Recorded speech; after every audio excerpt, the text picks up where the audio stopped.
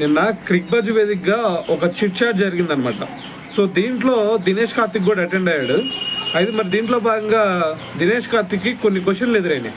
అవేంది, ఇప్పుడు మీకు కొంతమంది ప్లేయర్స్ని ఇస్తాను, సో వాళ్ళలో ది బెస్ట్ ప్లేయర్ ఎవరు అనేది చెప్పండి అని చెప్పేసి ఒక క్వశ్చన్ ఎదురైంది. సో దాంట్లో భాగంగా ఫస్ట్ అతనికి వచ్చిన క్వశ్చన్స్ ఏంటి అంటే, చివరిలో చెప్తా, ఫస్ట్లో చాలా ప్లేయర్స్ ఉంటారు అనుకోండి, అవి పక్కన పెట్టేస్తే చివరిలో రోహిత్ శర్మ బెస్ట్ ప్లేయరా, క్రిస్ గేల్ బెస్ట్ ప్లేయరా అనే క్వశ్చన్ ఎదురైతే దానికి Chris Gayle the best player అని చెప్పేసి ఆన్సర్ ఇచ్చాడు. సో అది పక్కన పెట్టయితే నెక్స్ట్ ఇంకో విషయం ఏంటంటే, మరి ఇక్కడ విరాట్ కోహ్లీ ది బెస్ట్ ప్లేయరా, యువరాజ్ సింగ్ బెస్ట్ ప్లేయరా అంటే విరాట్ కోహ్లీ పేరు పిక్ చేశాడు, అది ఓకే. మరి దాని తర్వాత సురేష్ రైనా బెస్ట్ ప్లేయరా, ధోని బెస్ట్ ప్లేయరా అంటే ధోని పేరు పిక్ చేశాడు, అది ఓకే. సో దాని తర్వాత సూర్యకుమార్ యాదవ్ బెస్ట్ ప్లేయరా లేదంటే ఏబీ డివిలియర్స్ బెస్ట్ ప్లేయరా అంటే ఏబీ డివిలియర్స్ పేరే తీశాడు, సో అది కూడా ఓకే.